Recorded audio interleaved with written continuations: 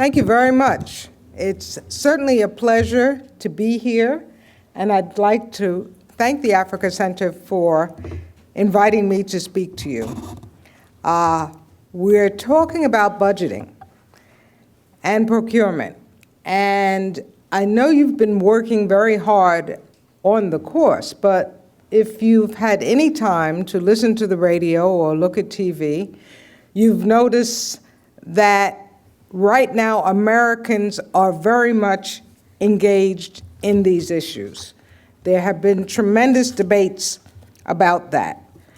Now, right now, after listening to the IMF meetings and discussions of fiscal policy, I can say that African countries should be quite proud of their fiscal management, especially those of you who are working in governments. However, it appears that Americans are quite unhappy about the current state of fiscal management. And I must say that the Africa Center has wonderful timing, because I don't think I've ever spoken about procurement at a time when a cabinet secretary is answering questions about a new health website, and the problems of the website relate very much to issues related to oversight of outsourcing, because much of the work was done by companies outside of the government. So when you look at your piece by Pemchand that discusses procurement and outsourcing, keep in mind that what might seem to be a small technical matter can become a big political matter if it's not done right. So it is also, I think, a good time to talk about the linkages between security and economic development. Now, we are at a time when much of the world is hearing positive stories about Africa. We know that there are countries that were involved in long and difficult wars, and these wars have ended: Sierra Leone, Angola, Mozambique, and other countries. And those countries have started on a path to prosperity. However, we also know that those countries think that their continued prosperity depends on maintaining peace, and their ability to maintain peace depends on prosperity. They're linked in different ways in different countries, but there are links there. In the last few months, though, there have been clouds on the horizon. The terrorist attack at the Westgate Mall in Kenya, and also the incursions into Mali, have served as clouds on the horizon. But clouds are warning signs, and if we pay attention to the warning signs and are careful about the work that we do, we can develop strategies that can help promote peace and sustain development. So my assignment today, as Dr. Malakish has indicated, is to look at ways in which efficient management of security sector resources can enhance national security. So I will discuss funding and implementation and evaluation of national security strategies. But I hope that it will provide you with principles and instruments that you can use in your exercises that you're conducting here, the work you're doing here, but most importantly, that you can use these tools when you are back in your home countries, meeting the unique challenges that only you can solve. So we begin today with an overview of the afternoon's discussion. And basically, we will talk about the economic context and the interaction of security and economic growth. I want to spend a few minutes talking about the change in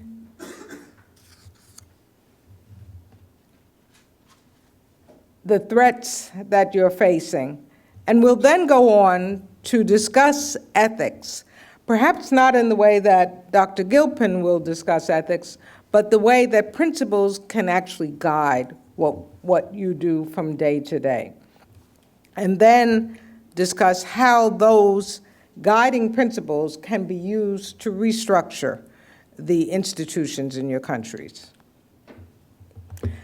Well, the economic constraints that African countries face are important because national budgets are supported by the macroeconomic environment in the countries. And resources available relate directly to the overall national economy, which is, of course, also dependent on the world economy, the global economy, and regional developments. This challenge is particularly difficult for many African countries because the revenue flows into countries are uncertain and unstable, so that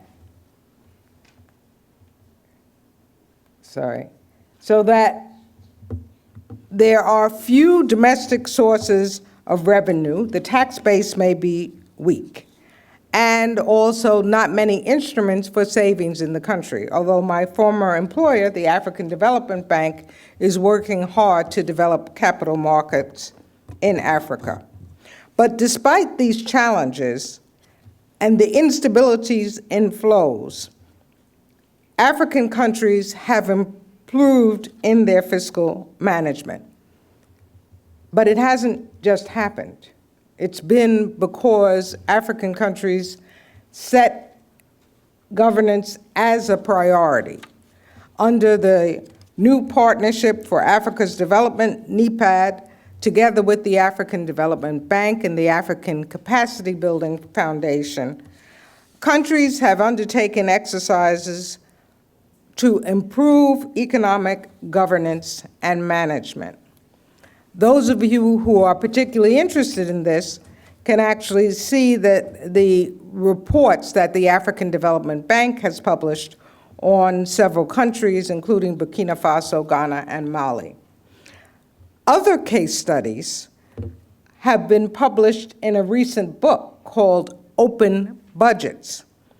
And both these studies stress the importance of leadership in the reform effort. So that when a reform effort was led by an outside donor or devised only by the World Bank or another institution, the likelihood of success was very limited. When the effort for reform came from the country itself, the leadership of the country saw the need for change, then that effort was likely to be sustained and likely to be more successful. The recent reports of the IMF, and the IMF publishes a regional economic survey twice a year, the one that came out in October reported that better fiscal management had laid a good foundation for growth in Africa, and countries in the sub-Saharan region of Africa were expected to grow by 5% this year and 6% in 2014. But when you look at countries that have been affected by conflict, and in particular when you look at some of the North African countries, Egypt and others that have gone through political upheaval, you see that the upheaval and problems with security have discouraged investments. And we're not just talking about foreign investments, but investments by the local population. And so the prospect of slow growth in those countries is a potential threat to security, as young people press for jobs and remain vulnerable to recruitment by those who are bent on violence. Now, the threats of upheaval and revolution represent what I call the next generation of threats. Basically, the world has changed, and in the world that we're in now, while previous courses on managing resources focus on the needs of the military, the police, and the gendarmerie are now a very critical, integral part of the security sector. And police forces are particularly important for countries emerging from internal conflict or countries and regions that are confronted with the spread of transnational crime. These are the next generation. And of course, you will actually face some threats that we could not imagine today. The terrorist attack on the Westgate Mall in Kenya made clear that such attacks can only be contained through coordinated efforts of the armed forces and the police. This coordination must be strategic, with prior commitment to rules of engagement and chains of command. Perhaps one of the greatest challenges that we're facing today.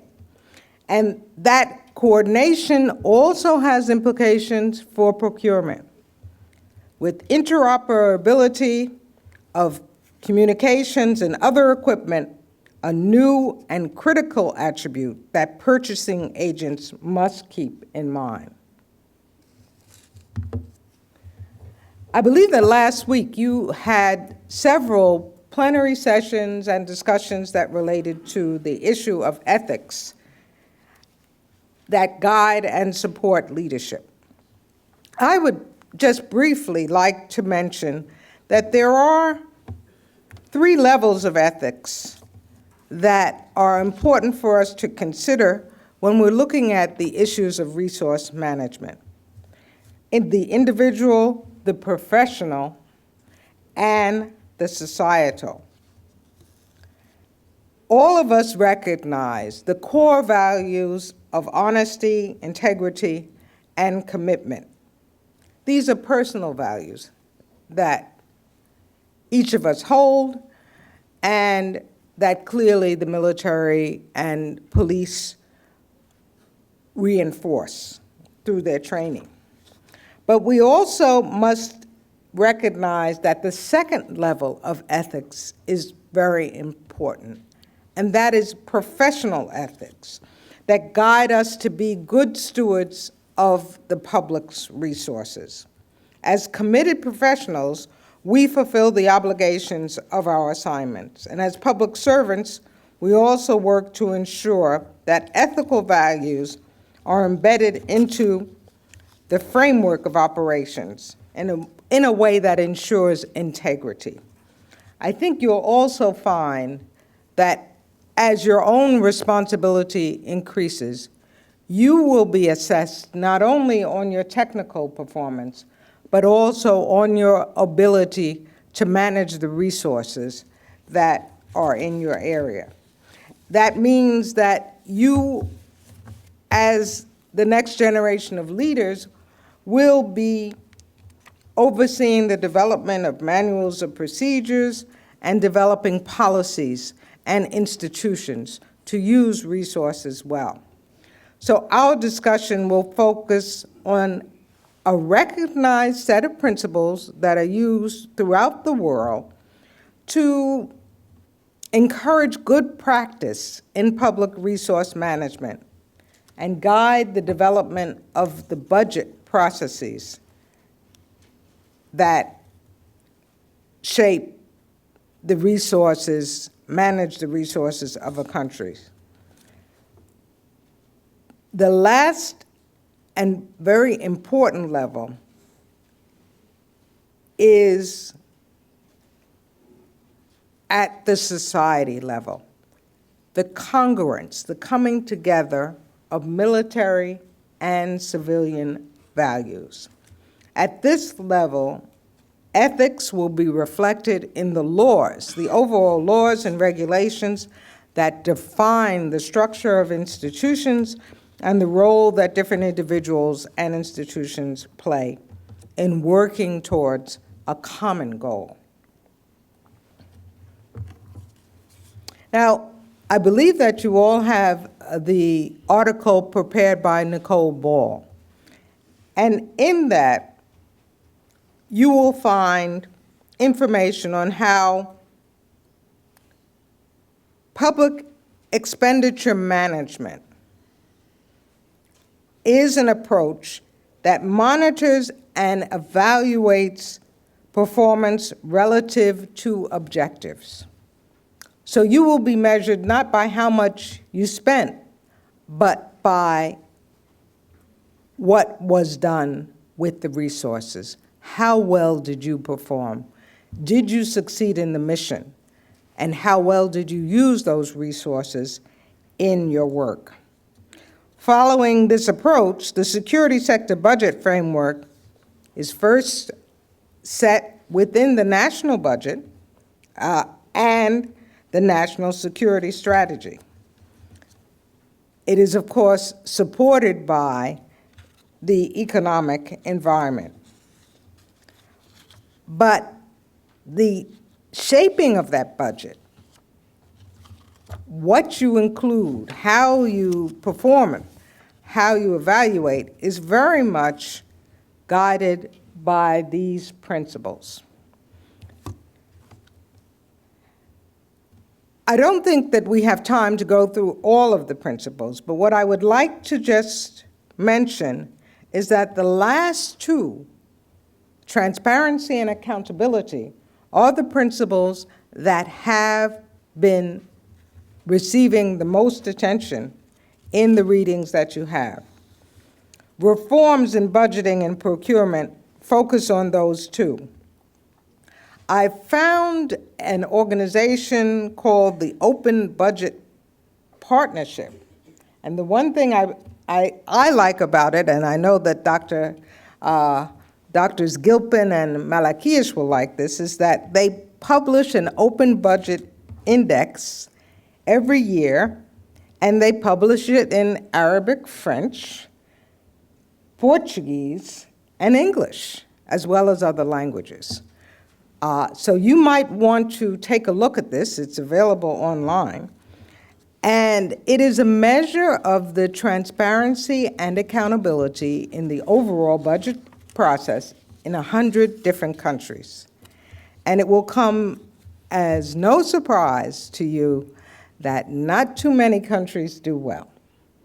We are all working to improve our budget process, to give information to the public. Well, maybe not all of us are working, because some countries release very little information. What this organization is doing is allowing individuals in each country to compare their country against their expectations and against what's happening in other places. So this is a challenge and an ongoing one.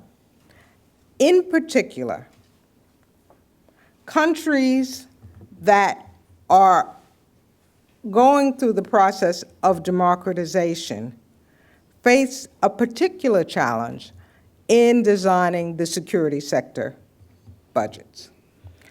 I think most of you will respond immediately that, well, we can't talk about these things. These are secrets. These are confidential, so the public doesn't need to know.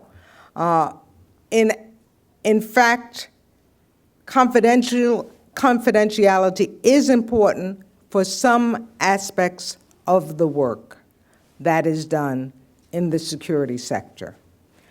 but every country has a way of establishing a system of guarding information so that the process can proceed in openness and transparency when that's appropriate, and guarding confidentiality when that is necessary to protect the work that you're doing. So some of the principles here will echo the principles that you saw on the previous page. But one of the most important principles is that of the hierarchy of civilian versus the security sector, individual and institution in terms of authority. Now you may question, why should a civilian be the one who authorizes, or a civilian entity authorize the activities of the military and the police? Clearly, they are not experts in that area, but they are expert in something that no military or police individual can be expert in. Now, the admiral might be expert in telling you about the cost and the function of a battleship. But the admiral is not the one who can discuss the opportunity cost of that battleship. You must go then to the civilian authorities to compare the cost of the battleship against the opportunity costs of the roads, the schools, and the hospitals that will not be built because the funds are spent on that battleship. So that it is that accountability to the people. The civilians are making the big decisions that, if they're the wrong ones, will lead to their no longer being in office. The military and security forces, one hopes, are in place in professional careers that will remain even though the other authorities may change. And of course, I think you see right away there may be tensions in that. What Ball stresses is that there are a set of mutual obligations that civilians and military have to each other. And there is no justification of violating the principles of sound public expenditure management because they should guide all of our activities. And so what you will be considering then, when you look at the work of Nicole Ball and others, is how institutions are built to meet the specific goals that differ from one country to another. But those goals, we hope, have been articulated in your national security strategy. The goals relate to managing conflict. Obviously, that means identifying threats, but one hopes that the national security strategy also has ways of preventing conflict. So we think of preventing, managing, and overcoming conflict, and the security sector having an active role in all of those activities. So your security strategies no longer just focus on territorial integrity or state stability, but rather they will include a range of activities, even some that relate to human security, if a lack of human security is viewed as a threat to the country. But then you have to start the budget, and where do you start? Where do you begin? Well, the three major factors in the security sector budget or the defense budget for the military, the police or gendarmerie budget, the very beginning are the objectives that are defined in your national security strategy. Now, you've often heard individuals say, well, African countries spend too much on the military. But someone might also say, well, African countries spend too little on the military, because I see there was a country that just had an incursion from another country next door, and they couldn't protect themselves because they didn't have the military instruments. If you don't have a threat, then you will have to spend very little. But when the threat is large, then expenditures will increase, and the pressure to use the resources well will increase as well. And so in today's world, what many of you will be doing is building institutions, reforming institutions. Clearly, I've seen institutions built since my first visit to Africa 45 years ago, when I lived in a country that was just emerging from colonialism. That country had to build its armed forces to meet the needs of a country that was just becoming independent. The challenge today may be very different. Yet there are still some countries that are in the early stages of building. What they have to do is have the budget framework established, but the diagram in your, I don't know how many of you have the Nicole Ball article before you, but the diagram shows flows from each actor, and each one has a responsibility. It's important that each individual in the institution have a responsibility and meet that responsibility to the others, staying within the framework and staying within the law. These budgets must be ones that are based on sound fiscal management. And there are political implications of this process. That is, if you do it well, if the country manages resources well, it clearly gains in legitimacy. Legitimacy for a nation, for a government, involves delivering services well and delivering them fairly, so that there are political implications of this. Now, what do people see?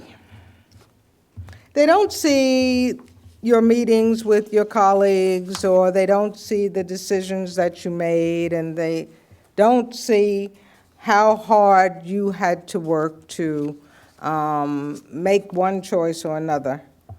What they will see are the equipment and the services that you obtain through procurement. And so we move from a budget where you're thinking of a structure that may be different from one country to the next, to procurement.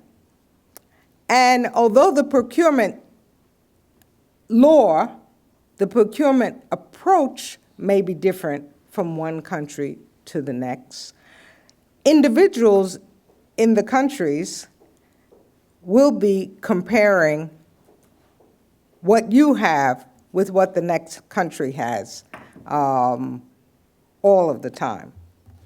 And I can assure you that everyone in the country is very sensitive to how the money is spent. But people ask, why is there so much interest in military procurement and security sector procurement in general? And there was an article that John Githongo wrote, and he was the former Secretary for Governance in Kenya. When he was asked about the interest in procurement.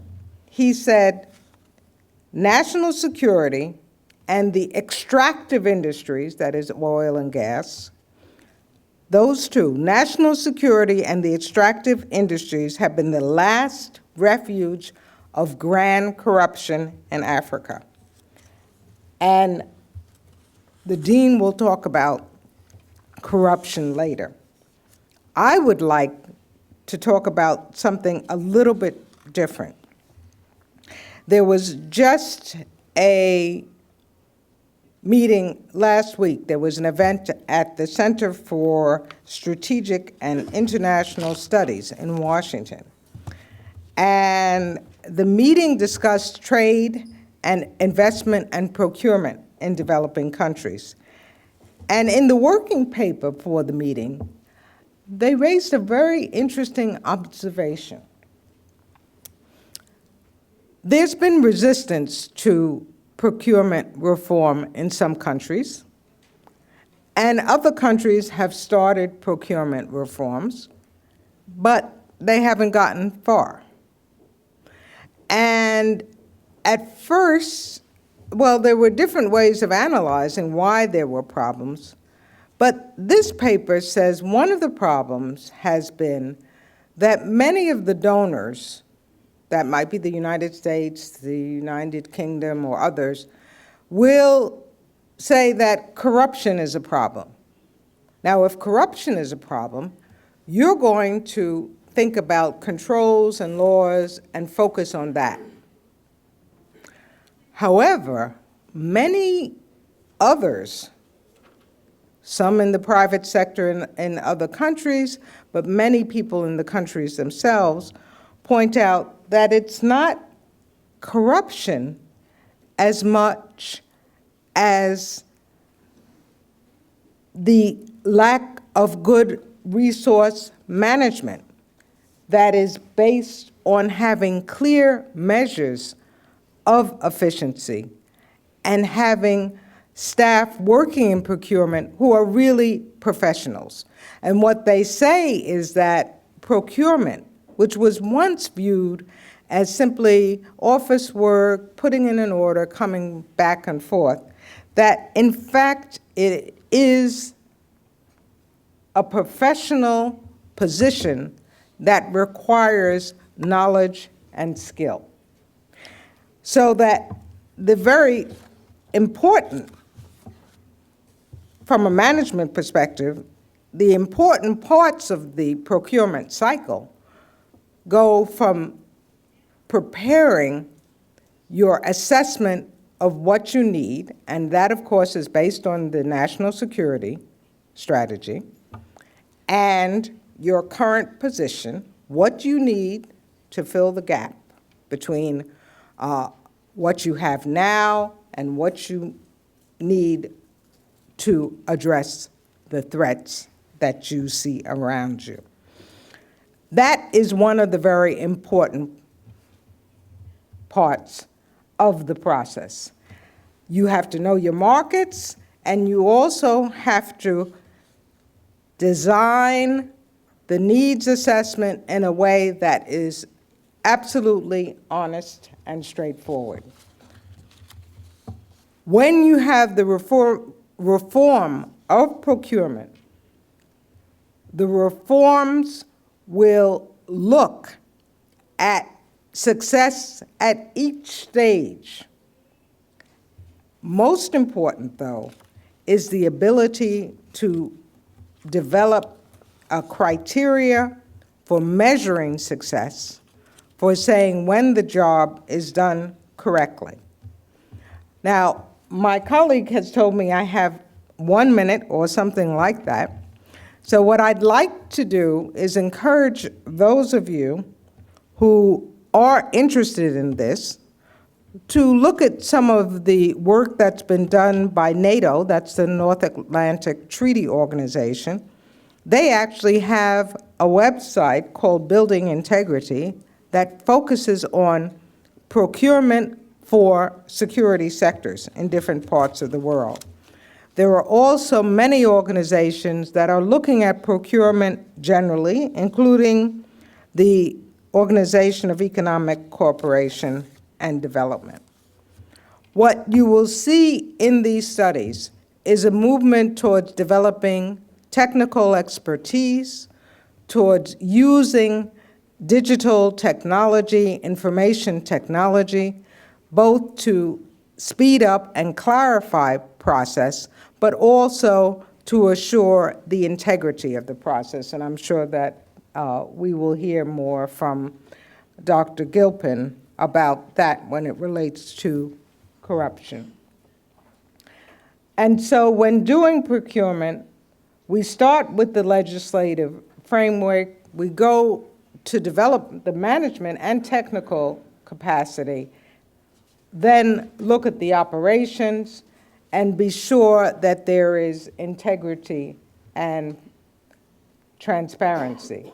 And this is a model of one of the assessment tools that the OECD has developed. In sum, then,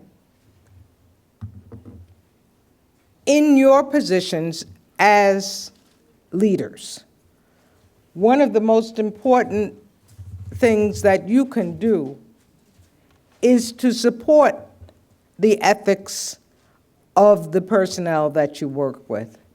Choose people based on their ethical behavior and on their skills in their assignments.